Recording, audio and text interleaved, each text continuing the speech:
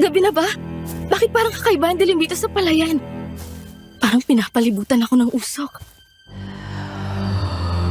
Ha? Sino yun? Babae? Mga babae? Bakit may mga babae sa mga... Doon sa may punong kaimito? Hindi. Mga multo! Maraming mga multo! Ah! Tulong! Tulong! Ah! Multo! Multo! Multo! Ah! Ah! Multo! Ah! Panaginip! Ah! Ah! Bakit ako nanaginip ng ganon? Tungkol sa palayan na to. Teka, yung punong kaimita sa may gilid ng palayan. Doon ko rin nakita yung mga multo. Ano kayang pinapahiwatig ng panaginip na yan? Tsaka, sino yung babaeng yan? Matangkad. Napakapayat. Nakita na yata ako. Pwede! Lolo Kulas? Ano pa bang ginagawa mo rito? Dumadami na ang mga tao roon kina Tio Delphin mo. Maya-maya lang ay magsisimula na ang kainan. Ayoko po ron eh. Alam niyo namang hindi ako mahilig sa mga matataong lugar. Tsaka, isa pa ayoko rin talaga kay Tio Delphin. Ay, naiintindihan kita po. Kahit ako ay hindi ko rin gusto ang pagiging babaero ng tiyuhin mo. Pero kasi, nandito na tayo. Malayo ang binyahin natin mula Samaan. Wala na tayong pamasahe pa uwi. Wala rin tayong dadatnan doon kung ang sakahan natin ay sinira na ng bagyo. Naintindihan ko naman yun, Lolo. Hindi niyo lang po talaga ako mapipilit na maging malapit sa taong yun. Kahit pa sabihing pamangkin niyo yun. At pinsan siya ni tatay, pakiramdam ko hindi ako ligtas dun eh. Hindi mo naman kailangan maging malapit sa kanya. Ang akin lang, makisama lang tayo. Nandito tayo sa lugar nila eh. Basta, pag may ginawang kalokohan sa'yo, ako mismo makakalaban niya. Salamat, Polo. Sige na, tara na rin sa bahay. At, teka ho, Lolo Kulas. Alam niyo kasi, nanaginip ako ng kakaiba ngayon lang. Kakaiba? Opo, naglalakad daw ako rito sa palayan lang din sa mga pilapil. Pero kakaiba yung paligid. Masyadong madilim. Yung dilim niya parang may usok na nakapalibot sa akin. Tapos, dyan sa punong kaimito na yan, maraming mga multo dyan. Yun yung nasa panaginip ko. Siguro mga higit sa 5 silang lahat. Multo eh, bakit naman magkakamulto rito? Hindi ko nga rin alam eh. Oo, alam ko naman na bungang isip lang yun eh, pero kinilabutan talaga ako eh. Isa pa ho, may nakita akong... Ha? Sana yung babaeng yun? Ang bilis naman yata niyang nawala. Ano bang tinitingnan mo dyan? Wala ho, lo. Namamalikmata lang siguro ako.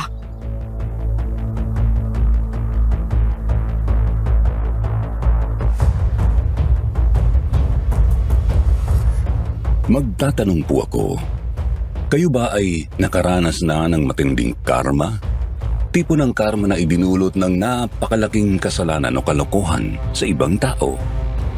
Siguro ay i-comment nyo na lang po yan dahil tungkol po dyan ang ikikwento ko sa inyo. Kumusta po sa inyo si Tio Pangil? Itago nyo na lang ako sa pangalang MJ. 24 years old na dalaga po ako. Tubong Samar. Itong ibabahagi kong kwento sa inyo ay tungkol po sa karanasan ng Lola Wendy ko. Dekada 70 pa lang po nito at nasa 20 anyos pa lang siya.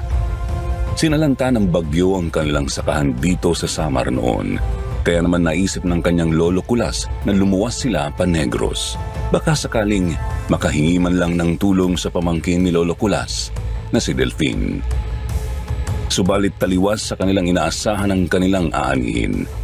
Doon po kasi ay kinaharap nila ang isang malagim na lihim ng lupain ni Delphin at ang isang bangungot na hatid ng isang aswang.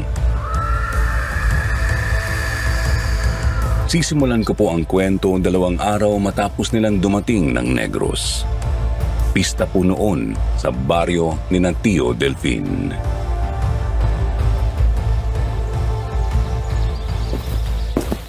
Wendy, saan ka ba kasi galing? Kanina ka pa namin hinahanap. Kakain na ho. Naglibot-libot lang po sa may palayan, Tio Delphine. Di ba sabi ko naman sa'yo, kahit Kuya Delphi na lang. Lakas makatanda ng tiyo eh. Sige ho, Kuya Delphine. Ikaw, Teo Kulas. Kuha ka na rin ha. Pwede rin po kayong sumali sa inuman mamaya pagkatapos. O siya, sige. Basta, konti lang ang akin ha. Alam mo naman na medyo mabilis ako malasag ngayon. Ayos lang yan, Teo. Ang mahalaga masaya tayo. Teka, sino yun? Sino tinitingnan mo, Delphin? Yung babae, tingnan mo. Ha, saan ba dyan? Yan po, yung nakabistidang dilaw. Yung maganda at mahaba ang buhok. Kumakain sa may tabi ng halamanan.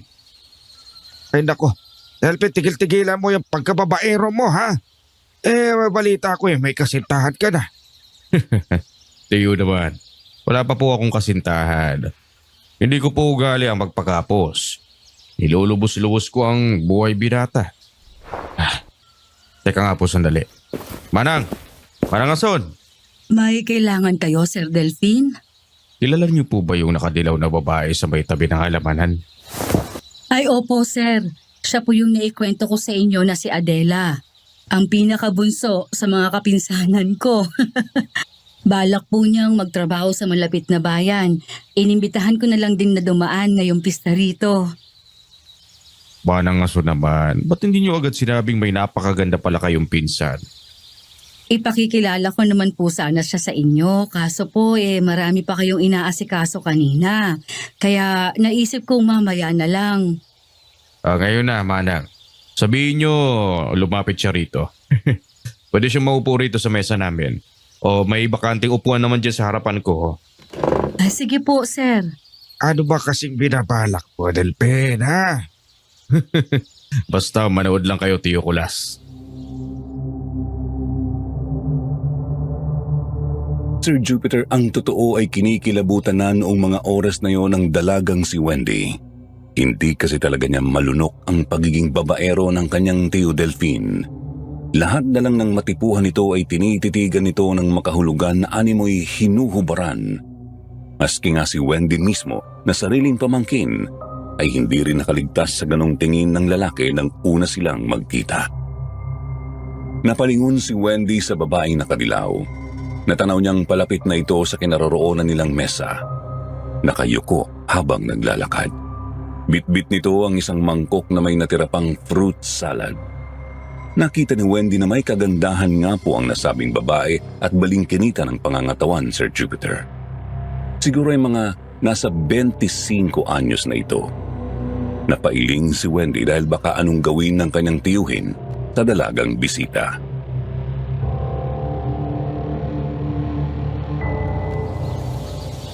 Heto na po siya, Sir. Siya po si Adela, pinsan ko. Magandang araw po. Ano pong kailangan ninyo sa akin? Wala naman. Gusto lang sana kitang makilala. Maupo ka. O kabaya. Salamat po, Sir. Adele ang pangalan mo, hindi ba? Ako nga pala si Delphine. Ako ang may-ari ng bahay na to at ako ang amo nitong si Manang Ason. Opo, Sir. Ako po si Adela. Kaya ganda naman talaga ng pangalan mo, no? Nga pala, bakit fruit salad lang ang nasa mangkok mo? Marami pang ulam doon, ah. Hindi na po, Sir. Ayos na po ako rito. Oh, siya. Dito ka muna, Adela, ha? Marami pa akong aasikasuhin, eh.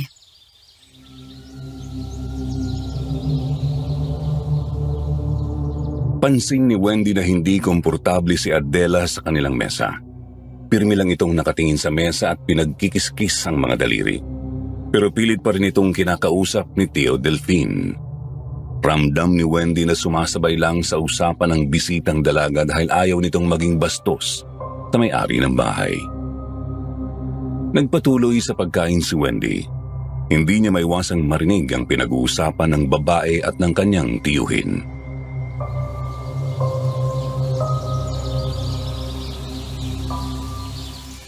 Gaano mo ba katagal balak manatili rito? Aalis na rin po ako bukas sa puntang bayan, Sir. Hindi ba balak mo magtrabaho ron? Saka tutuloy niya. Uupan na po ako ng kwarto roon. Tapos doon na ako mamamalagi habang nagtatrabaho. Mapapagastos ka lang yan sa binabalak mo. Ganito, hindi naman ganun kalayo ang bayan mula rito. Baka gusto mong dito ka na lang tumuloy sa bahay ko. Tingin mo. Naku, nakakahiya naman po. Huwag na lang siguro.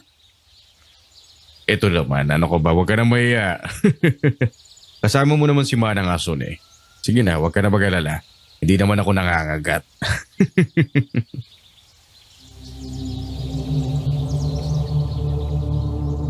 Hindi po napapayag ni Tio Delfin ang dalaga na doon na tumuloy sa malaking bahay. Ramdam na ramdam ni Wendy ang pagkailang ng babae. Maya't maya pa nga itong tumitingin sa pinsan niyang si Manang Ason. Pagkatapos makipag-usap ay agad na nga itong umalis sa salo-salo. Pumasok ito sa malaking bahay diretso sa kwarto ni Manang Ason. Doon ito nanatili sa buong araw. Bukas pa nga kasi ito dapat aalis para pumunta ng bayan.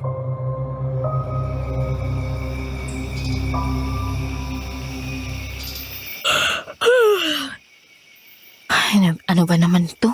Nakakainis. Hindi pa rin ako makatulog ng maayos. Ilang araw na kami rito ni Lolo Kulas eh. Namamahay pa rin ba ako? Ay, naku ko. Makalabas na nga muna. Apo, saan ka ba nagpunta? Gabing-gabi na. Magpapahangin lang po ako ng konti, Lo. Hindi kasi ako makatulog eh. Ay, basta huwag ka lalayo ha.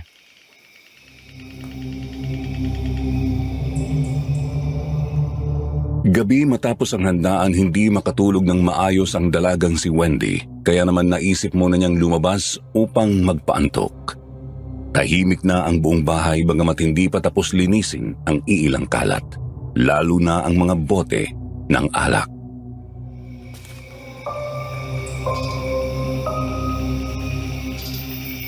Masama talaga yung kutob ko rito sa bahay. Napakabigat ng hangin. Pakiramdam ko may kung anong tinatago talaga si Tio Delfin dito eh. May tao ba sa labas? Si Manang Ason ba yun? Sino kaya yun? Lalo ko kinakabahan, nakakainis.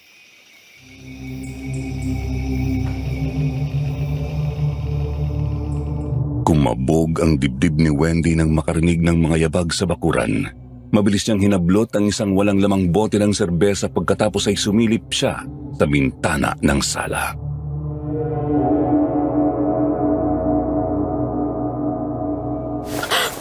Yung babae sa may kaimito kanina. Siya na naman. Ano ba ginagawa niya dyan? Ba't ba siya nakatingin dito sa bahay? Pagsilip niya sa bintana ay agad nakuha ng isang babae ang kanyang pansin. Naroroon po ito nakatayo sa bungad ng manipis na kakahuyan na nasa likod ng malaking bahay. Medyo madilim po roon, Sir Jupiter. Pero sigurado si Wendy na yun din mismo ang babae sa ilalim ng punong kaimito. Ang payat ngunit napakatangkad na babae. Nasisinagan ito ng liwanag ng kalahating buwan, kaya naman tinitigan pa ito ng maigi ni Wendy. Sa nakikita niya ay nasa 25 o 30 anyos na po ito. Gabalikat ang kulay tansong buhok, medyo kulubot ang balat. Medyo lubog ang kulay kapeng mga matang dilat na dilat. Lubog din ang magkabilang pisngi dahil sa pagkapayat. Ano kaya talagang ginagawa niya dito? Kilala kaya ni Tito Delfin yan? Nakikita niya ako. Natigilan si Wendy nang mapansin niyang nakatitig na sa kanya ang babae. Ramdam na niya noon ang panlalamig ng kanyang kalamnan, lalo na nang makatitigan pa niya ang mga mata nito. Pakiramdam niya ay may gusto itong sabihin sa kanya. Kita niyang lunod sa pagkabahala at lungkot ang kulay kape ng mga matang yun.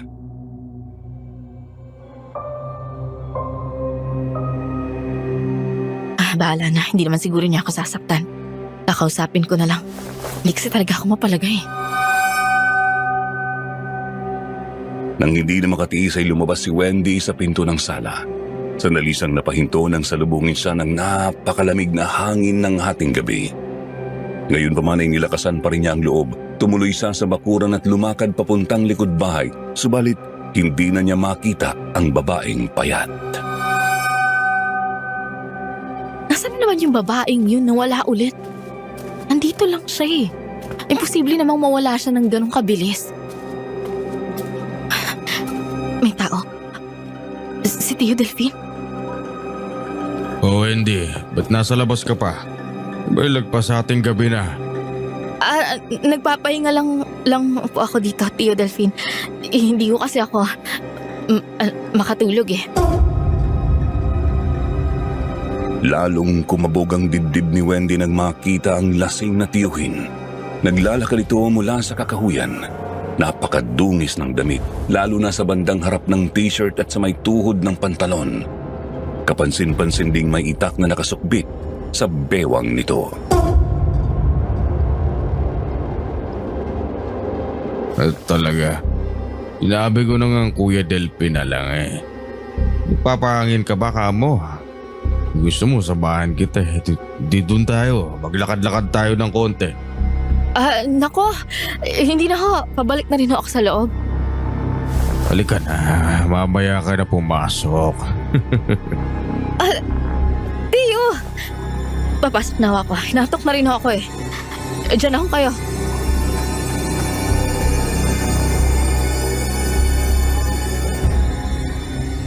Tarantang kumaripas si Wendy papasok ng bahay at nagtuloy-tuloy sa tinutuluyan nilang kwarto. Nagkandado siya ng pinto. Sumampa sa kama at agad sinubsob ang mukha sa unan. Tanaw niya sa kabilang papag ang kanyang lolo na napakahimbing ng tulog.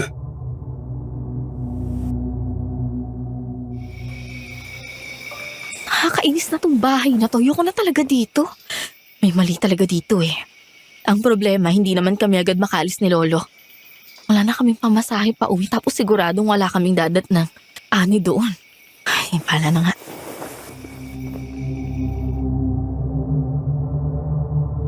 Hindi nakatulog ng maayos si Wendy noong gabing yun. Hindi kasi mawala sa isip niya ang tungkol sa kanyang tiyuhin at sa babaeng payat. Lingid sa kanyang kaalaman, may katuturan pala ang kutob niyang yun.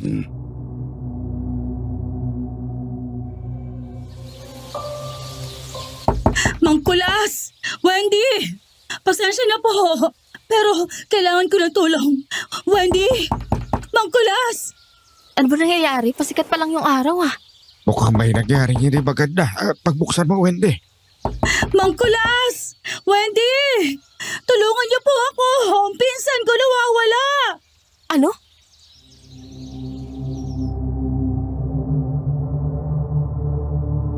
Tuluyang nagising ang diwa ni Wendy. Taranta niyang pinagbuksan si Manang Ason at bumungad sa kanya umiyak na kasambahay sa labas ng pinto. Agad din namang sumunod sa kanya si Lolo Kulas.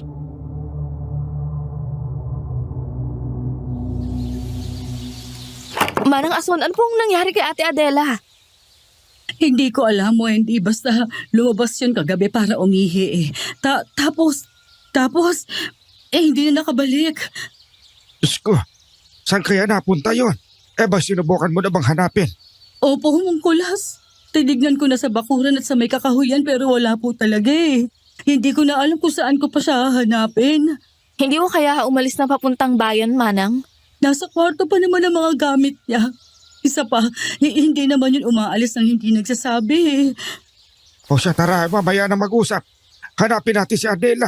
O may hina rin tayo ng tulong sa iba.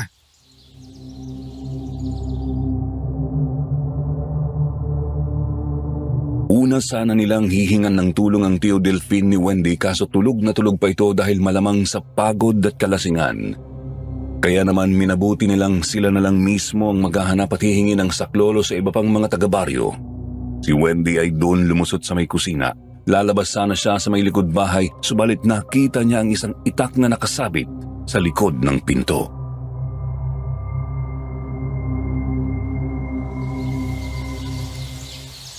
Ito ba yung itak na bitbit ni Tio Delphine kagabi? Bakit may konting bahid ng dugo?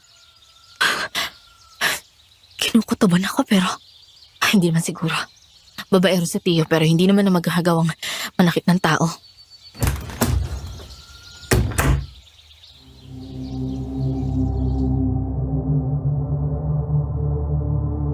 Tumuloy sa likod bahay si Wendy at dumiretso sa may kakahuyan. Doon ay nagkatagpo sila ulit ng kanyang lolo Kulas at nakapagdesisyon silang humiwalay sa iba pang mga tumulong sa paghahanap. Sinubukan nilang tawagin ang nawawalang dalaga habang ginagalugad ang isang bahagi ng kakahuyan. Doon banda sa kung saan huling nakita ni Wendy ang babaeng payat, subalit sadyang hindi nila mahagilap si Adela.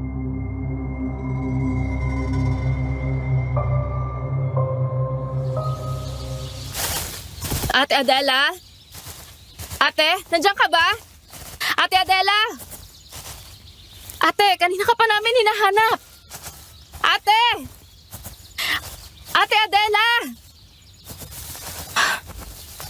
Saan kaya nagpunta si Ate Adela? Hindi naman siguro yan lalayo ng ganito.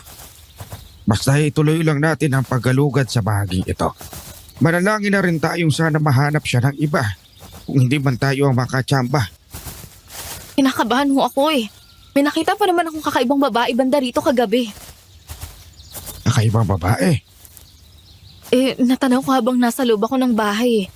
Hindi ko nga ho alam kung sino yun. Basta medyo matangkad tapos napakapayat. Para siyang nagmamasid sa paligid tapos bigla na lang nawala. Hindi ko nga ho alam paano siya naglaho ng ganun-ganun na lang eh. Biglang naglaho. Parang imposible naman yata yung sinasabi mo, Apo. Kahit nga po ako nagtaka rin talaga eh. Ha? Lo, tingnan niyo yun. Ha? Ang ano? Dun ho, sa may damuhan. Ano ba kasi? Hayop! Patay na, hayop!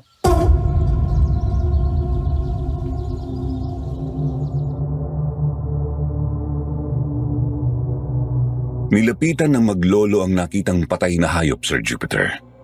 Isa po itong maliit pang kabayo. Nakasubsob sa damuhan at naglalawa ang dugo mula sa ilalim ng katawan. Kapansin-pansin ding may kakaiba sa balat nito, Sir Jupiter. Naglalagas ang maraming kumpol ng balahibo, tila ba nabubulok ang balat at laman. Nagnanana tapos inaalihan ng iba't ibang mga insekto. May mga langaw, putakte at kahit mga uod. Nang usisain pa nilang lalo ay napansin nilang may napakalaking butas ito sa may sikmura, sa mismong bahagi kung nasaan ang atay.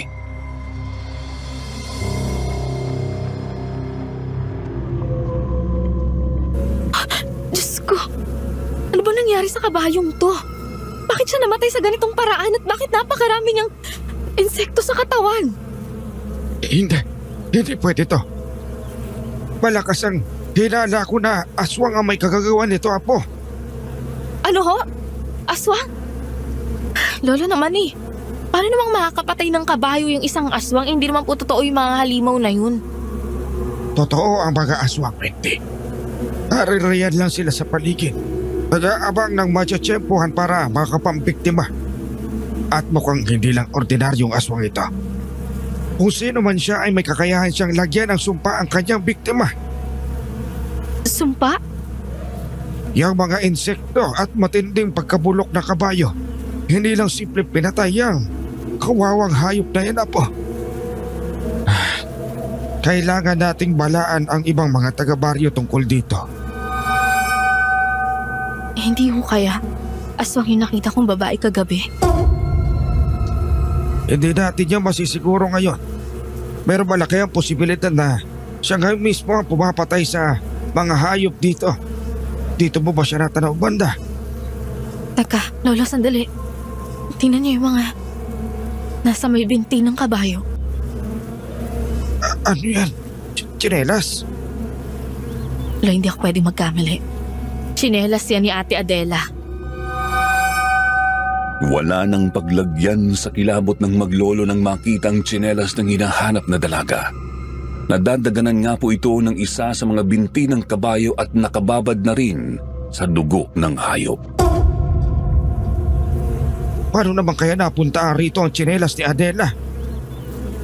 Sana lang talaga. Kung aswang man yung pumatay dito sa kabayo, hindi na nabiktima si ate. Diyos ko naman.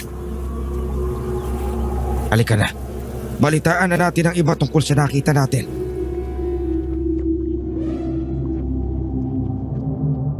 Mabilis na tumalilis ang maglolo papunta sa iba pang mga taga-baryo at dahil sa nakitang bangkay ng kabayo ay sumidhi ang kilabot na bumalot sa buong lugar. Hindi na nila maisantabi ang posibilidad na baka aswang ang dumukot sa nawawalang dalaga. Halos 1 oras pa at napadpad na ang maglolo kasama si Manang Ason palapit sa may palayan. Malayo pa lang po ay napahinto na si Wendy ng matanawang sakahan. Bigla na lang po kasing dumilim ang nakikita niyang paligid. Dilim na parang nababalot ng usok ang buong sakahan. Parehong-pareho sa nakita niya sa kanyang bangungot nang minsang makatulog sa gilid ng palayan. Subalit nang kusutin niya ang kanyang mga mata ay naging pangkaraniwan na ulit ang natatanaw ng kanyang paningin.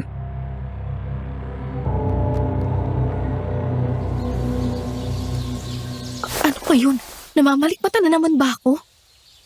Wendy, may problema ba? Ay ba't parang namumutla ka ata? Baka pagod ka na.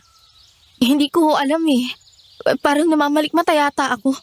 Pagkakita ko dun sa palayan, parang nakita ko yung bangungot ko kahapon. Bigla na lang dumilim yung paligid. Manang Ason, may nababalitaan ho ba kayo tungkol dito sa palayan na to? Wala naman. Bago pa lang naman kasi akong kasambahay ni Sir Delphine. Mga wala pang 3 buwan.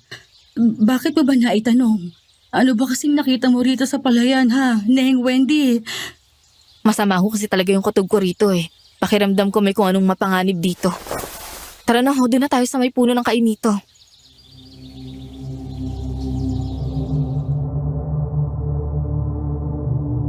Nilapitan pa po nila ang palayan. Patindi ng patindi ang masamang kutob ni Wendy. Ilang lakad pa ay natanaw na ng dalaga ang puno ng kaimito. Doon ay tuluyang nanlamig ang kanyang kalamnan. Pakiramdam niya ay may nagmamasid sa kanila mula roon mismo sa puno. Hanggang sa lalo nga po silang nagimbal nang makalapit sa punong yun. Teka, may dugo sa bandang paanan ng puno. At yung kaparis ng tsinelas ni Ate Adela. Yan nga yun. Kaparas nga ito na nakita ninyo kanina. Diyos ko, ano na bang nangyari sa pinsan ko?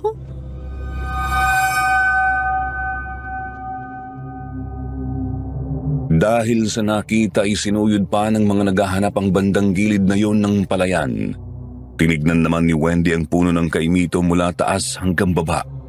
Hindi pa rin talaga mawala ang panlalamig ng kanyang kalamnan at matinding pagkabog ng kanyang dibdib. Sinuri niya ang dugo na nasa paanan ng puno. Nakabahid yon sa isa sa mga nakausling ugat. Hindi niya matukoy kung dugo ba yon ng nakita nilang kabayo o hindi, subalit napansin niyang mukhang bagong bungkal ang bandang yon ng lupa. Kung titignan ay mukha ay yung hinukay tapos tinabunan. Ilang minuto pa po ay nahanap na nga ng mga taga-baryo ang nawawalang dalaga. Nakaupo siya sa may halamanan, madungis ang damit at nakatulala.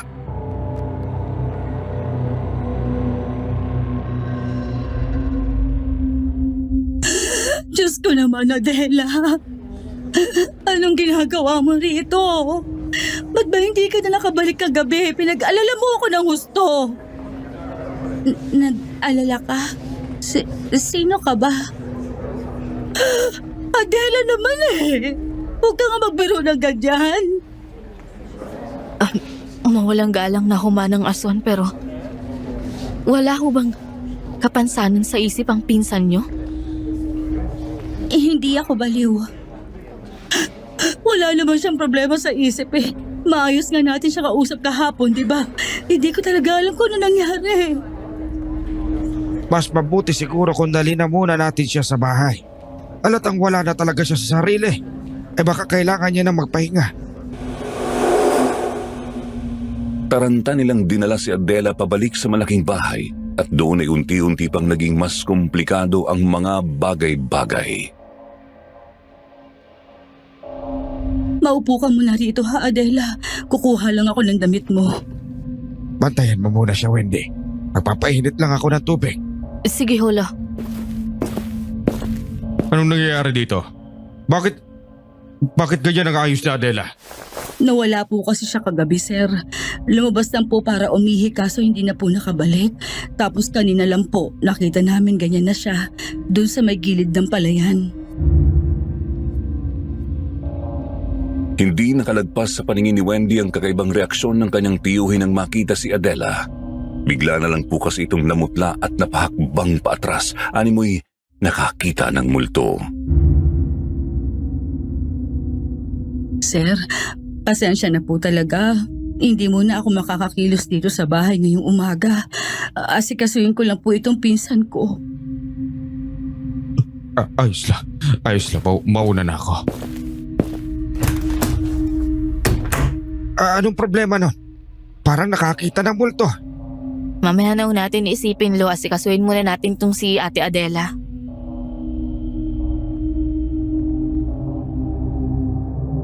Naging magulo ang araw na yon para sa baryo bagamat nahanap na si Adela ay hindi naman humupa ang bulong-bulungan tungkol sa aswang. Pumatay nga ito ng kabayo tapos hindi pa sigurado kung ito rin ba ang dahilan ng pagkasira ng isip ng dalagang dayo. Gumulong ang maghapon nang hindi talaga kumikibo si Adela, Sir Jupiter. Pirmi lang itong nakaupo at tulala. Subalit nang sumapit ang hapunan ay bigla na lang nagbago ang ihip ng hangin.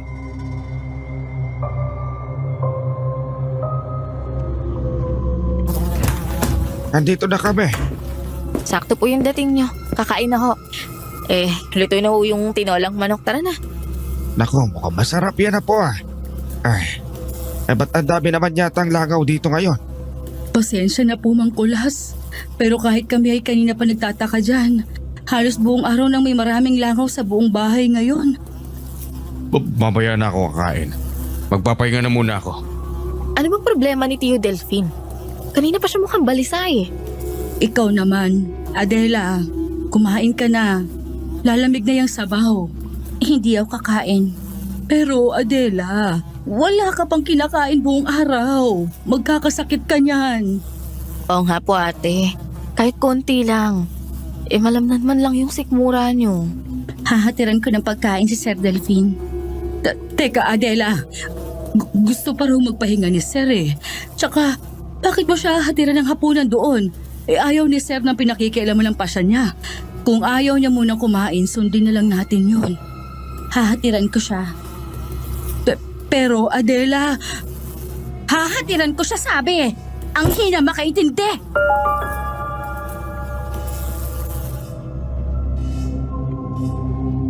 Nagulantang sina Wendy, Lolo Kulas at Manang Ason sa inasal ni Adela. Hindi nila akalaing manininghal ito para lang masunod ng gusto. Kaya naman hindi na nila ito naawat. Kumuha talaga siya ng mangkok at nilamnan ng tinolang manok tsaka binitbit sa ikalawang palapag ng bahay.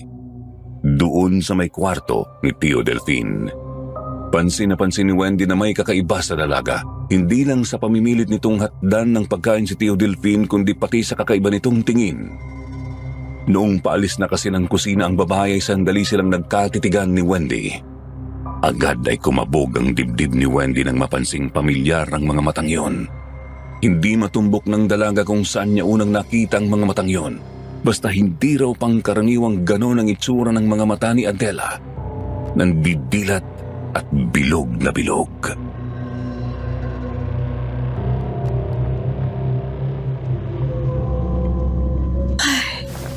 Hindi ko naiintindihan na nangyayari sa pinsan ko. Buong araw siyang tulala at walang kibo. Tapos ngayon biglang ganon. Hindi kaya nagkausap sina Adela at Delphine kagabi. Kasi hindi naman sila ganun magkausap kahapon. Yun na yung kumain tayo. Tapos nagkulong na si Adela na maghapon sa kwarto mo. Sa totoo lang may pinagtataka pa ako eh. Kagabi ko kasi, nung nagpaangin ako, nakasalubong ko rin si Tio Delphine. Lasing siya. Tapos napakadungis ng damit niya. Para siyang gumulong sa lupa.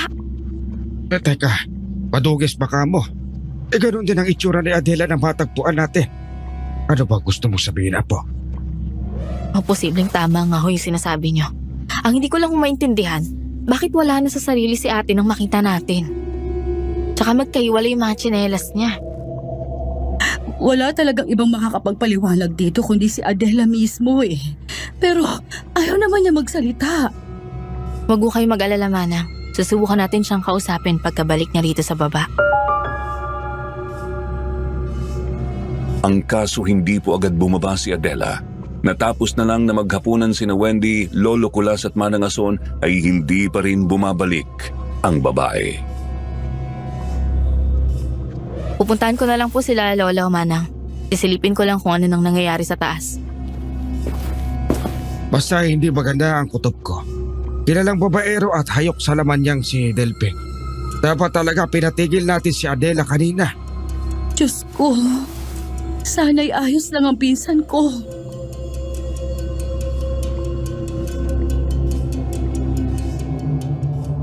Pumanhik nga po si Wendy papunta sa ikalawang palapag ng bahay. Sa itaas pa lang ng hagdan ay nanlalamig na ang kanyang kalamnan. Nanuyo ang kanyang lalamunan nang makalapit siya sa kwarto ni Tio Delphine. Sinubukan niyang siradora pero nakalak ito. Kinuha niyang kumpul ng mga susi para sa buong bahay. Nang mapihit na niyang siradora ay di niya napigil na mapalunok ng laway. Dahan-dahan niyang binuksan ang pinto at napamaang siya sa nakita sa loob.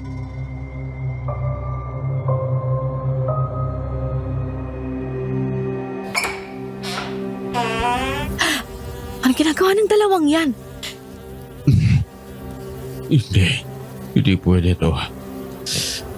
Hindi ka dapat nandito.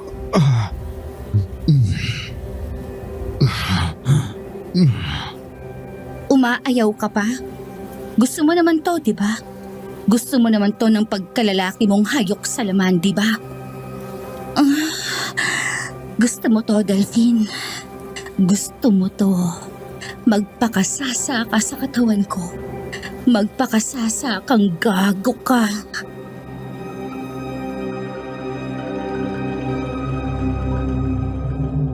Halos masuka si Wendy sa nakita. Nahuli niya sa aktong gumagawa ng milagro ang dalawa. Kapwa hubot-hubad at parehong balot na balot ng mga likidong hindi na niya masabi kung ano. Umaalingasaw ang napakasangsang na amoy mula sa kanila.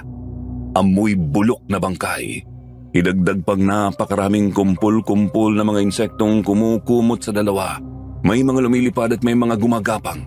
May nakita pa si Wendy na pumapasok sa bunganga, tenga, mata at sa kung saan pang bahagi ng kanilang katawan. Kaya naman alam ni Wendy na may mali talaga sa nangyayari. Hindi lang simpleng pagniniig ng dalawang tao ang kanyang nasasaksihan, kundi may kung ano pang hindi niya matukoy.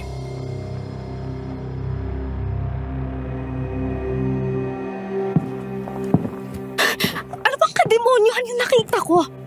Ano bang meron kay Ate Adela? Hindi na talaga tama to. Kailangan kong sabihan agad sina Lolo. Teka, anong pera doon sa kakuyan? Hindi, mga babae. Anong ginagawa nila?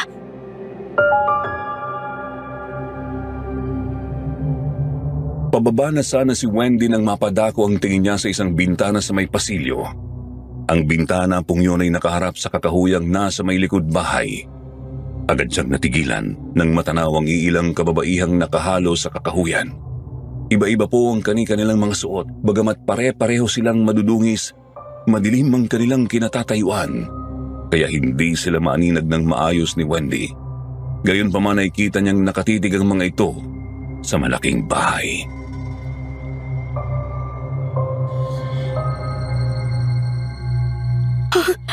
Mga multo. Anong kailangan nila rito? Tulong! Tulong, hindi ako makakilos! Saklolo! Tulong! Lolo Kulas!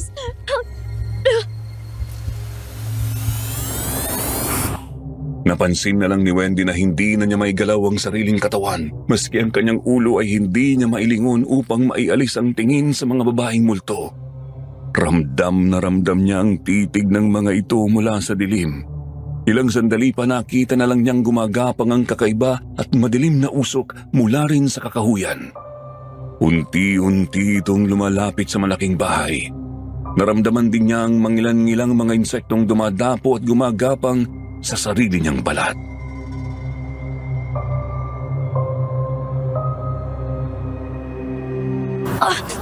Ano ba kasing meron sa usok na to?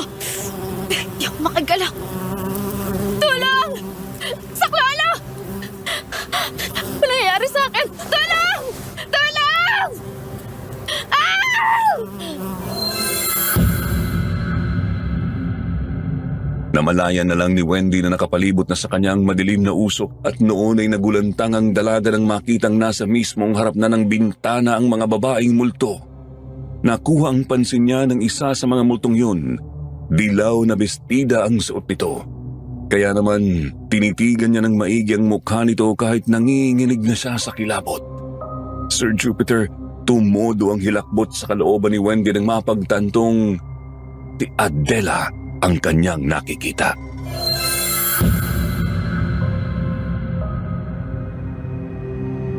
Tulong! Wendy, tulungan mo ako! Tulungan mo kami! Ate Adela? Paano? Bakit? Tulong! Tulong, Lolo Kulas! Lolo Kulas, tulungan niyo ako! Tulong! Saklalo! Wendy, ano bang nangyayari sa'yo? Lolo Kulas! Anong? Nakita ka ni Adela kagabi. Wala kang malay sa may pasilyo. Ano bang nangyayari sa'yo ron? Si Ate Adela? Oo, pababa na siya nung makita ka niya. Lolo, hindi po ganun yung nangyari. May nakita ho ako kagabi. May ginagawa si na Adela at Tio Delphine. Diyos ko po! Sir Delphine! Ano nangyari sa inyo? Ano nangyari? Ba't sumigaw si Manang Ason? Teka, pupuntahan ko. Kasama ho ako.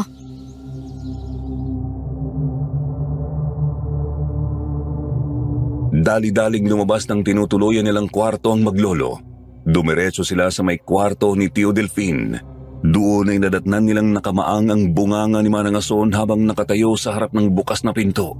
Agad sumilip sina Wendy at Lolo Kulas sa loob at sila man din ay nagulantang sa nakita.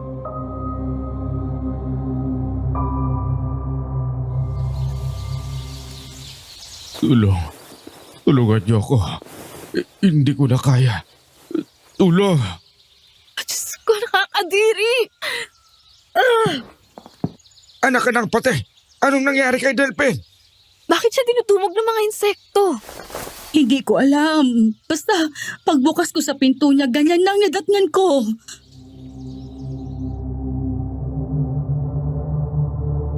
Hindi manguya ng isip ni Wendy ang nakikita. Dinudumog ng laksa-laksang mga insekto ang kanyang tiyuhin. May langaw, putakte, lamok, ipis at kahit alupihan. Kitang-kita rin nila sa punit-punit na damit ng lalaki na naglalabas-masok ang mga insekto sa kanyang balat. Dumadaan sa mga butas at sugat na naglalawa sa nana at dugo.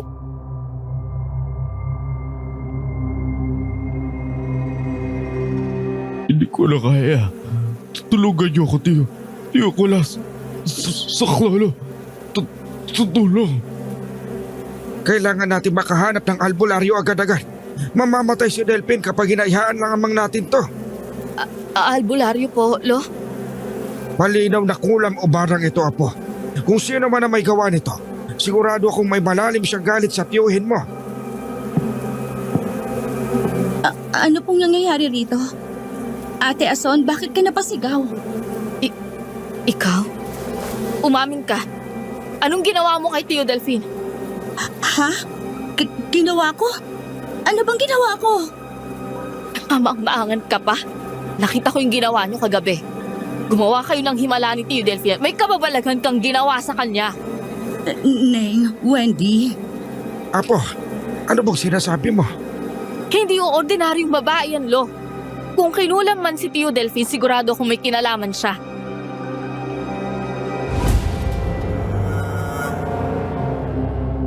Dire-diretsong lumabas ng malaking bahay si Wendy. Ang balak niya noon ay magtanong-tanong sa mga taga-baryo kung saan may malapit na albularyo, subalit hindi pa man siya gaanong nakakalayo ay may natanaw na siyang kumpulan ng mga tao. Lumapit siya roon at nagimbalsa nang malamang may napatay na namang hayop. Alagang baboy ng isa sa mga taga-baryo. Kung paanong natagpuan ng kabayo sa kakahuyan ay ganoon din ang sinapit ng baboy na yun.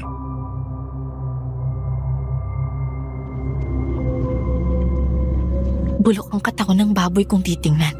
Dinudumog ng mga insekto. Pare-pareho sa dinanas ni Tio Delphine ngayon. Teka, di kaya...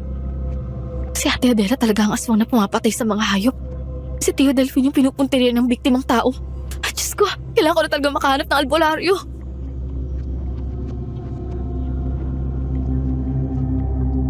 Kumausap ng iilang mga taga roon si Wendy Sir Jupiter. Nalaman niyang may mga nagsipagtawag na rin pala ng mga albularyo. Subalit sa kamilang mga sityo, baryo o bayan pa magmumula ang mga ito. Ayaw niyang maghintay ng walang ginagawa, kaya naman lumakad siya palabas ng baryo. Hindi niya sigurado kung saan siya papunta, hanggang sa umabot na ng mahigit 2 oras ang kanyang paglalakad. Nakarating siya sa paanan ng isang bundok na may malapit na batis.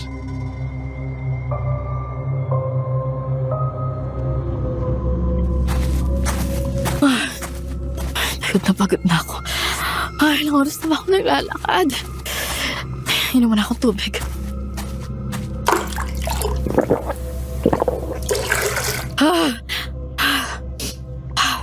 Sana talaga mahanip ko na yung pakay ko bago pa matuluyan si Tio Delphine.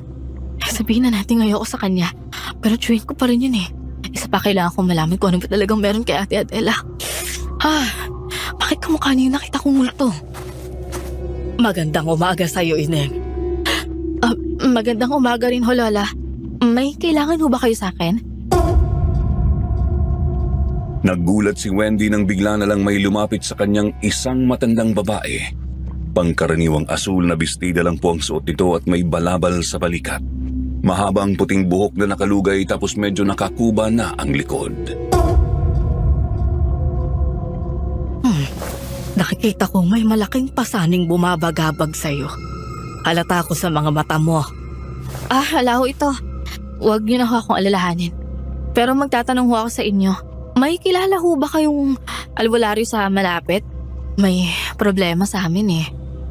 Ineng, lumapit ako sa'yo dahil alam kong may pinagdaraanan kang hindi pangkaraniwang problema. Kitang-kita kong pinapalibutan ka ng napakadilim na suliranin. Ano ho bang gusto niyong sabihin? Tinatakot niyo naman ako, Lola eh. Kita kong pumapalibot sa'yo ang kung anong lagim. Mukhang isang makapangyarihang uri ng nilalang. Paano niyo nalaman? Isa akong albularya kaya hindi ka makapaglihim ng basta sa'kin.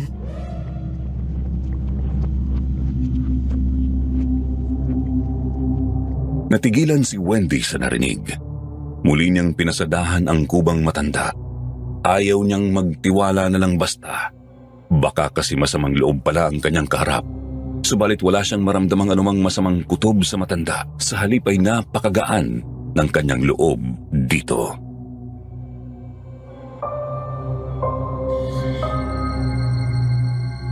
Sumama ka sa akin. Diyan sa kubo ko. Malapit lang yun, doon tayo mag-usap. Sige ho, Lola. Concha. Concha ang pangalan ko. Sumunod si Wendy kay Lola Concha. Binaybay nila ang gilid ng batis hanggang sa may marating silang isang lumang kubo. Pinaupo ng matanda ang dalaga sa isang kawayang upuan sa bakuran. Pagkatapos ay pumasok ito sa loob. Pagbalik ay may dala na siyang isang puting mangkok na may lamang tubig, kutsara, isang kandila at isang posporo. Nilapag niya ang mga iyon sa mesang nasa harap ng kinauupuan ni Wendy.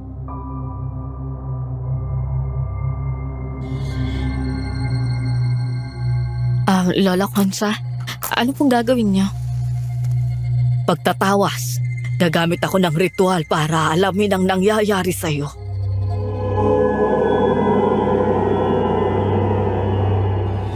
Bumali ng konting tipak ng kandila ang matanda pagkatapos sinindihan niya ang natitira, tsaka itinirik sa mesa. Ang nakuhang tipak naman ay nilagay niya sa kutsara tsaka pinainitan sa apoy. Ngayon, Wendy Ineng, ikwento mo lahat. Lahat-lahat ng naranasan mo. Lahat ng maisip o maramdaman mo, sabihin mo sa akin. Huwag kang mahihiya. Huwag kang mag-aalinlangan. Sabihin mo lahat. Tungkol po kasi ito sa chewin ko.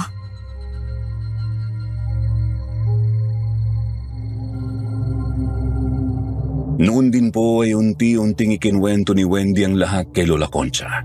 Nagsimula siya sa kakaiba niyang bangungot. ang nakakapagtakang nangyari kay Adela, ang mga hayop na pinatay ng hinihinalang aswang at ang pagdami ng mga insekto. Lahat ay isinalaysay niya. Sinigurado niyang wala siyang makakalimutang mahalagang detalye.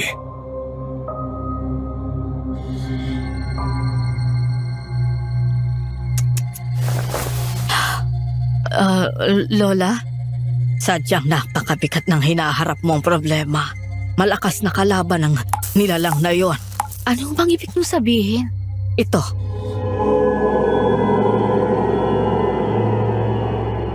Hinayaan ng matandang kuba na dumaloy ang nalusaw na kandila sa tubig sa mangkok. Napamaang si Wendy sa nakita, Sir Jupiter. Ang lusaw po kasi ay may binuo na isang imahe. Itsura ng isang babaeng napakapayat at nandidilat ang mga mata. Hindi ito maaari. Hindi ako pwedeng magkamali. Siya ho yan, Lola. Siya yung nakita ko sa kakahuyan. Tama ang hinala ng lolo mo, Ineng. Aswang ang kalaban nyo. Isang aswang na may kakayahang mambarang. Ramdam ko rin ang matinding galit niya sa tiyuhin nyo. Anong galit? Bakit siya galit sa tiyuhin ko? Hindi ko pa masabi. Kailangan nating puntahan ang sinasabing puno ng kaimito na napanaginipan mo. Gusto kong makita ng harapan ng puno. Pero kailangan natin ng tulong ng kahit isang tao man lang bago lapitan yon. Tulong? Mahina ng katawan ko, Wendy. Kailangan nating makasiguro.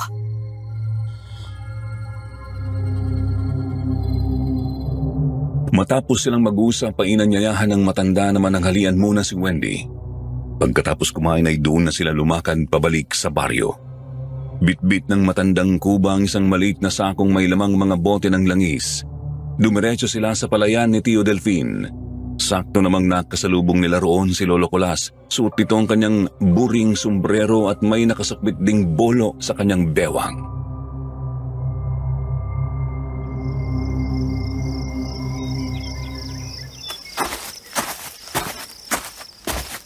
Diyos ko naman, Wendy. Kanina ka pa namin hinahanap. Saan ka ba kasi nagpunta at sino itong kasama mo? Siya ho si Lola Concha, Lolo Kulas. Albularya ho siya. Albularya ba ka mo? Mabuti naman at nakahanap ka. Matutulungan niya ba si Delphin? Hindi muna ako mangangako. Ang akin lang, uusisahin ko muna yung mga bagay. Titingnan ko yung magagawa ko. Sabi po ni Lola kanina, puntahan daw muna natin yung puno ng kaimito, yung nasa may gilid ng palayan. Nabanggit ko kasi sa kanya dun yung una kong nakita na babaeng multo sa panaginip ko. Sige, kung yan ang kailangan gawin ay sasamahan ko kayo.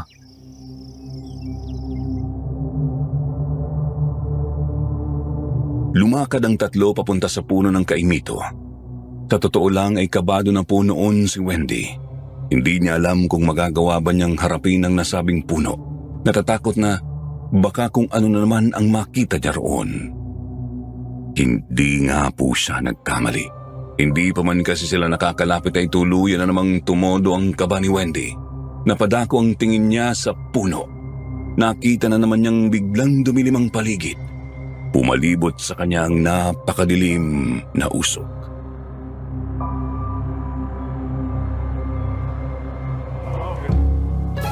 Ay, ito na naman. Nag-iiba na naman yung paningin ko sa paligid. Sina Lolo Kulas. Nawala. Nasaan na sila? Lolo? Lolo Kulas? Lolo Concha? Nasaan ho kayo? Bakit pa bigla silang nawala? Nagpalinga-linga si Wendy sa madilim na paligid. Wala siyang ibang maaninag kundi ang itim na usok at ang puno ng kaimito. Sinubukan niyang talikuran ang puno at tumakbo, subalit nakakapagtakang palagi siyang bumabalik sa daan papunta roon. Ano ba nangyayari? Pinagalaruan na yata ako. Diyos ko, tulungan niyo ako. Huwag niyo ako pababayaan. Ayun na naman sila. Ilang sandali pa ay natanaw na naman ni Wendy ang mga babaeng multo sa ilalim ng punong kaimito. Natatakot siya, pero inasahan na niya ang tanawing yun kaya hindi na siya gaanong nagulat.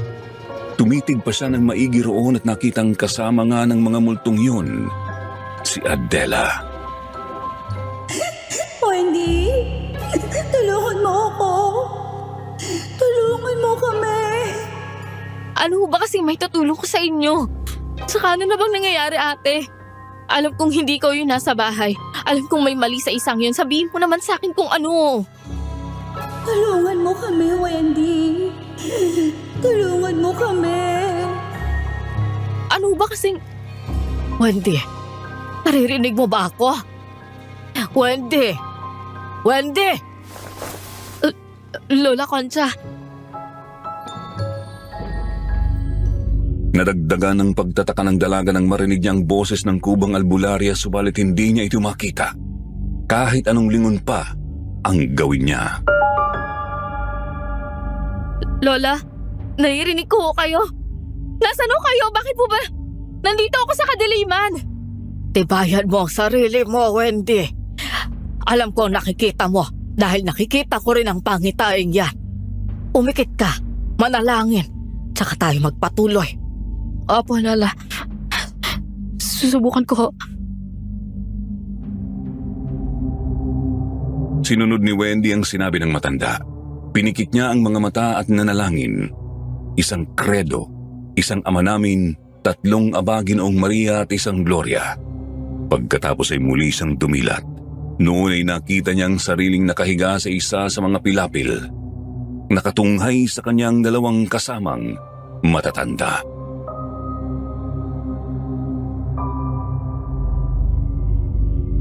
Lola Concha? Lola Kulas? Nakatulog ba ako ulit? Nilamon ka ng pangitain, Wendy. Nilamon ka ng bangungot. Anong pangitain ba ang nakita mo, Apo? Ganun pa rin, Lolo.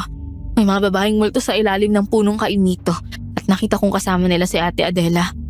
Humingi sila ng tulong eh. Humingi sila ng saklolo. Eh ang kaso hindi ko naman alam kung paano eh. Nakahanda ka na ba, Ineng? Opo, Lola. Handa na ako. Pero ano ba gagawin? Lumapit tayo sa puno. Tutulungan muna natin ang mga multong naririyan. Muling lumakad ang 3, Sir Jupiter. Nang makatayo na sila sa harap ng puno ng kaimito ay naramdaman ni Wendy na hindi lang sila ang naroroon. May mga nagmamasid sa kanilang hindi niya nakikita. Pamilyar sa kanya ang pakiramdam na yun. Pareho sa naramdaman niya nang titigan siya ng mga babaeng multo bago siya himatayin.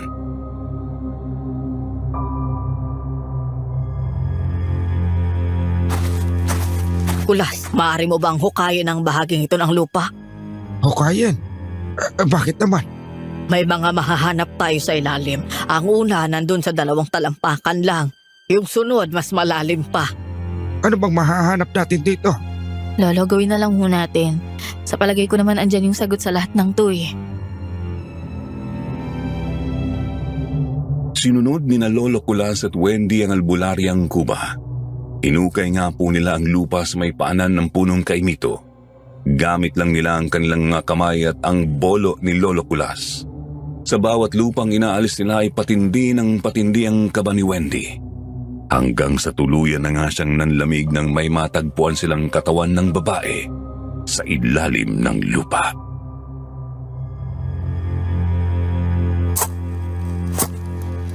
Ano to? Babae!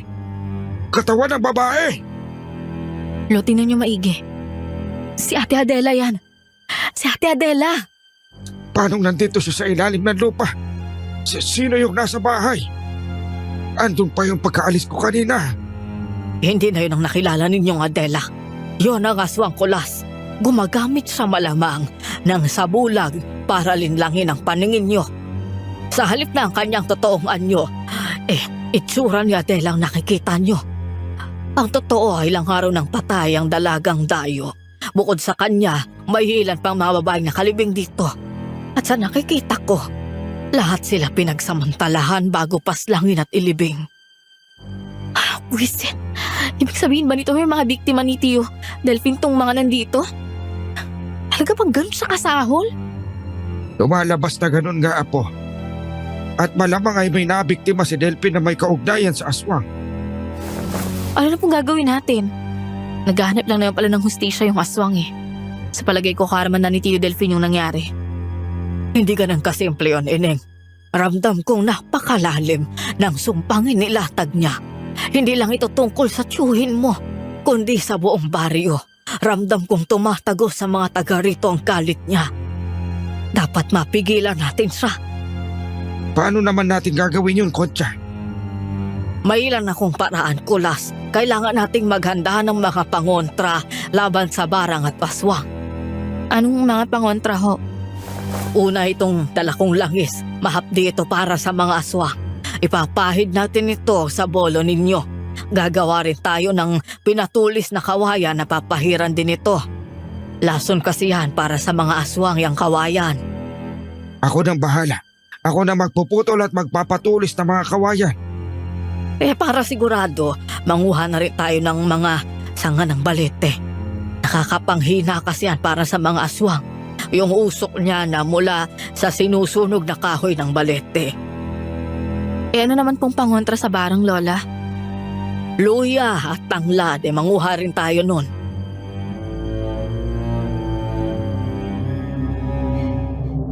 Nakinig sina Wendy at Lolo Kulas sa mga sinabi ni Lola Concha. Naghanda sila ng angkop na mga pangontra at mga sandatang panlaban sa aswang. Gamit ang bolo ni Lolo Kulas ay pumutol sila ng iilang kawayan tsaka pinatulis ang mga ito. Naganap din sila ng puno ng balete at pumutol ng marami-raming sanga mula roon. Pinahiran ng kubang albularya ng pangontrang langis ang bolo at mga kawayan tsaka dinasalan. Pagkatapos ay lumakad na sila papunta sa malaking bahay. Nanguha rin sila ng marami-raming tanglad at luya habang nasa daan. Palubog na po ang araw nang makalapit sila sa bakuran.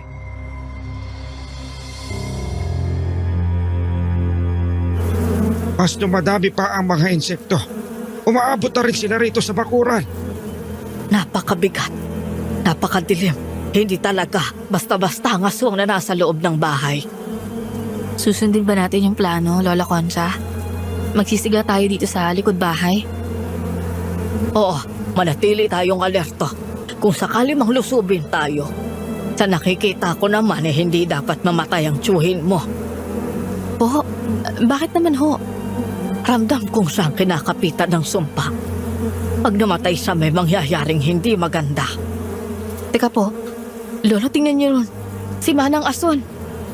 Ano nang gagawin natin riyan? Natanaw ni Wendy ang kasambahay. Nakaupo yun sa tabi ng bakod at nanginginig-nginig, halatang nasindak sa kung anuman. Manang Ason, ano ginagawa niyo rito? Halimaw. May halimaw sa loob. Halimaw si Adela. Hindi na siya ang pinsan ko. Pinapahirapan niya si Sir Delphine. Papatayin niya si Sir. Manang, kumilos na tayo. Tumatakbo ang oras. Hindi dapat mamatay ang tiyuhin mo. Dapat mapigil natin ang balak ng halimaw. Opo, Lola Concha.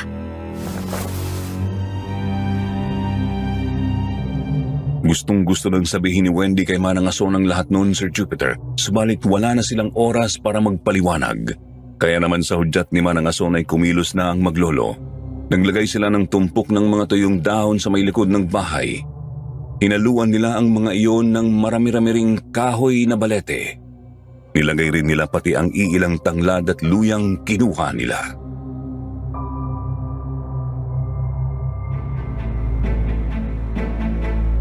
Sisindihan na po ba natin? Papatakan ko muna ng langis at dadasalan para sigurado. Anong ginagawa niyo dyan? Lagot! Nakita na niya tayo! Natigilan si na Wendy nang may magsalita sa bintana sa ikalawang palapag. Lumingon doon ang dalaga at napamaang siya nang makitang nakadungaw ang babaeng payat, ang mismong babaeng nakita niya sa kakahuyan. Nakatitig ang nandidilat nitong mata sa kanila. Kita rin niyang pinapalibutan ito ng iba't ibang mga insektong animoy sumusunod sa kanya. Nanlamig si Wendy at napatiim ang kanyang mga bagang. Napadiin din ang hawak niya sa bitbit na mga kawayang pinatulis. Ano bang ginagawa mo dito sa bahay ni Tio Delphine? Lumayo mo na kami! Umalis ka na sa baryong to! At sino ka para utusan ako? Hindi! Hindi ako aalis hanggat hindi ko napapahirapan ang hustong Delphine na to. Hindi sapat na mamatay lamang siya. Kailangan niya magdusa at mamatay sa pinakamasahol na paraan. At hindi ako makukontento roon. Pahihirapan ko ang buong baryong ito. Ano ba kasing kasalanan sa'yo ni Tio? At bakit damo yung buong baryo? Kita mo na? Nakikialam ka kahit wala ka namang alam. Wala kang alam. Wala kayong alam kung gaano kasahol ang taong ito at ang kanyang mga kabaryo. Mga wala kayong alam. Ah! Wendy! Mag-iingat ka! Nagulat na lamang si Wendy nang biglang lumundag ang payat na babae mula sa bintana. Sa isang iglap ay napunta ito sa harapan ng dalaga, tsaka siya biglang hinablot at binagit papasok sa bahay. Kinumbabawan ng halimaw si Wendy, nabitiwan ng dalaga ang hawak niyang mga kawayan. Wendy! Apo ko! Hindi! Bitawan mo ako! Halimaw ka! Bitiwan mo ako! Ako pa talaga ang halimaw ngayon? Naghahanap lang ako ng hustisya, Wendy. Gusto ko lang bigyan ng hustisya nangyari sa kapatid ko. At hindi ko hahayaang sirain ninyo ang mga balak ko. Mamamatay ang lahat ng haharang sa akin. Hindi mo ako mapapatay. Buwisit ka! Nang makatsyempo ay hinablot ni Wendy ang isa sa mga nalaglag na kawayan. Agad-agad ay isinaksak niya yon sa tagiliran ng babaeng payat kaya ito napaalis mula sa pagkakakumbabaw sa kanya. Mabilis na pinilit ni Wendy na kabangon. Hawak pa rin niya ang pinatulis na kawayan.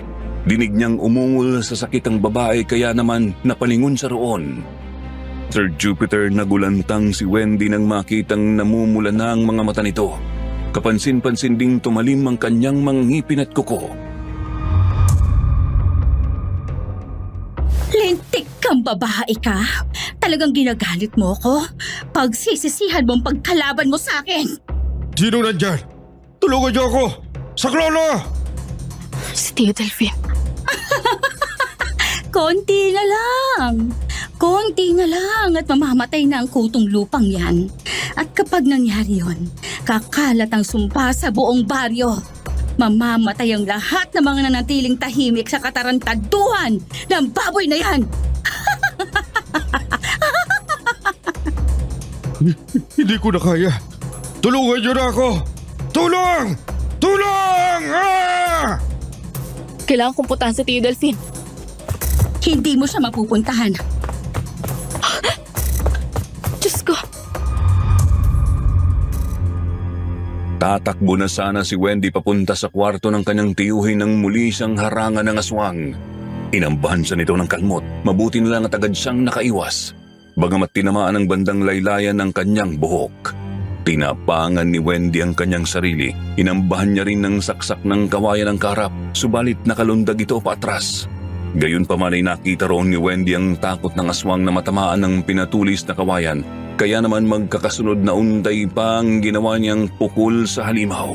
Iwas lang din ng iwas ang kalaban, lumulundag palikod o umiilag patagilid. Nakakapikon na yung kawayang laruan mo. Hindi mo ako mapapatay. Ikaw ang tatapusin ko dahil wala na sa lugar yung paghiganti mo. Nakakainis ka na.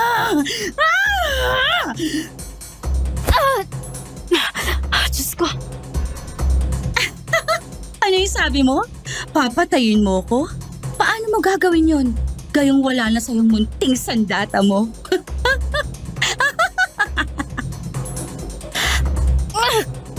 Bitiwan mo ako! Hayop ka! Magpaalam ka na, Wendy.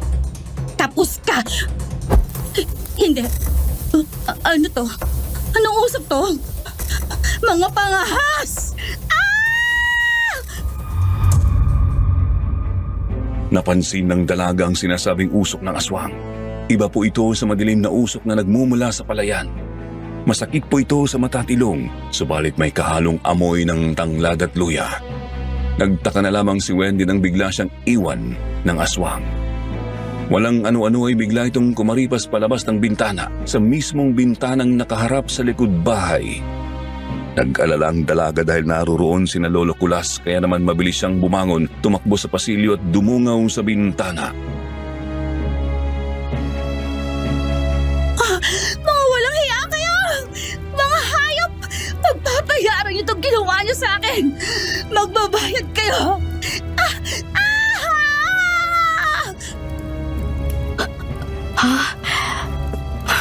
Ang aswang nasusunog. Naiintindihan namin ang kagustuhan mo, gumante. Pero kahit saan mo tingnan, mali itong paraan mo. Bakit ako ang mali? Ha? Tahimik kaming namumuhay ng kapatid ko. Ni hindi kami nananakit ng mga tao. Kaya bakit? Bakit ako ngayon ang maligayong gumaganti lang ako? Dahil wala sa hulog ang paghihiganti mo. Ayos lang sana kung si Delphine lang mismo pinuntirya mo. Ang kaso, ngayon nilalagay mo sa alanganin ng buong baryo. Wala kayong karapatan para husgahan ako. Wala!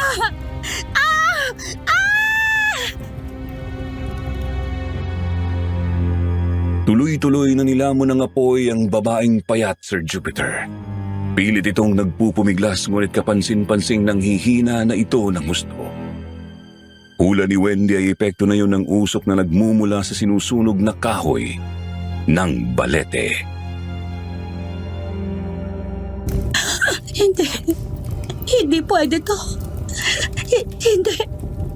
Wendy, bilisan mo. Puntahan mo yung tiyuhin mo. Ipagpapatuloy ko ang ritual. Opo, Lola. Pupunta na ako doon. Nilukob ng usok ang buong bahay. Usok na nagmumula sa sinusunog na pinaghalong mga tuyong dahon, kahoy ng balete, tanglad at luya. Masakit ang usok ngayon sa mata, ilong, lalamunan at kahit sa balat, pero tiniis yun ni Wendy. Lumakad siya papunta sa kwarto ng tiyuhin. Sa bawat hakbang ay may natatapakan siyang mga insektong napatay ng usok. Pumasok siya sa silid at nadatnan niya roon ang tiyuhing hindi na maiguhit ang itsura ng buong katawan. Daig pa nito ang bulok na bangkay. Puno ng butas-butas ang balat tsaka balot sa nana at dugo.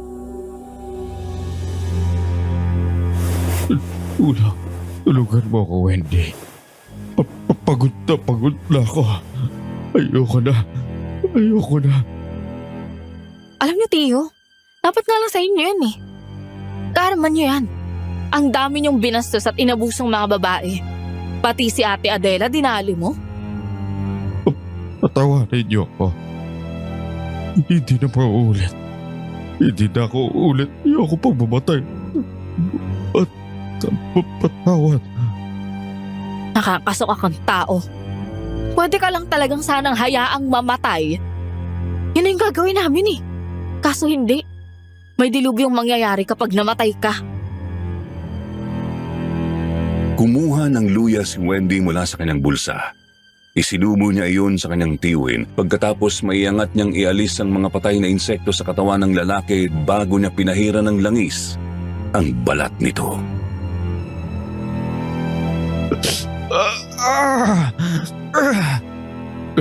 Napakapdi. Tama na! Wendy! Ayoko na! Kailangan mong tiisin yan, Tio Delphine. Yan ay kung gusto mo pang mabuhay. Tama na. Hindi ko na kaya. Masyado nang mahapdi. Masyado. Hindi nagtagal ay hinimatay na nga si Tio Delphine. Ipinagpatuloy lang ni Wendy ang kanyang ginagawa hanggang sa sumunod na sa kwartang yun sina Lolo Kulas, Manang Ason at ang albularya. Unti-unti na ring humupa ang mahapding usok.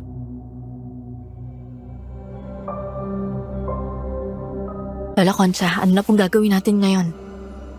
Kailangan nating panatilihing buhay itong si Delphine sa loob ng 3 araw para masiguro nating hindi kakalat ang iniwang sumpa ng aswang. Kung mamamatay siya o hindi pagkatapos nun, hindi ko na masasabi. Kapalaran na lang ang magdidikta nun. Aalis muna ako. Ibabalita ko sa mga taga-baryo ang lahat. Hihingi na rin ako ng tulong sa paghukay ng mga bangkay doon sa puno ng Kaimito. Kailangan nilang mainibing ito ng maayos. Mang Kulhas, Aling Concha, totoo po ba yun? Wala na talaga ang pinsan ko. Pasensya na, Ason, pero yun ang katotohanan. Pinatay nitong si Delphine ang pinsan mo at ang mukha ng pinsan mo ang ginamit ng aswang para pasukin ang bahay na to. Hindi, Adela. Napakasama mo, Delphine. Napakasama mo.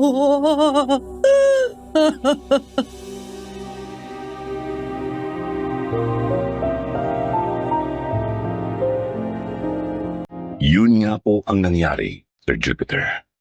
Ginawa ni Lola Concha ang lahat upang manatiling buhay si Tio Delphine hanggat maaari.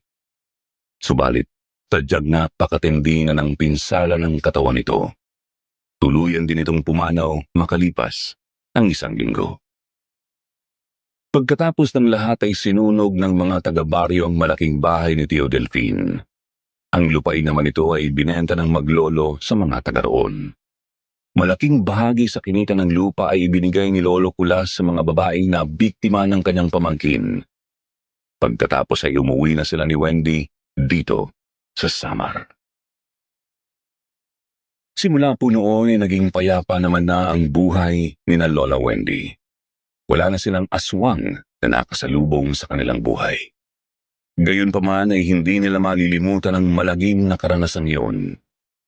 Nagpapaalala sa kanilang manatiling maging mabuti sa lahat ng pagkakataon. Hindi kasi natin alam, baka tamaan tayo ng malagim na karma dahil sa mga mali nating gawi. Hanggang dito na lang po itong kwento ko, Sir Jupiter. Marami pong salamat.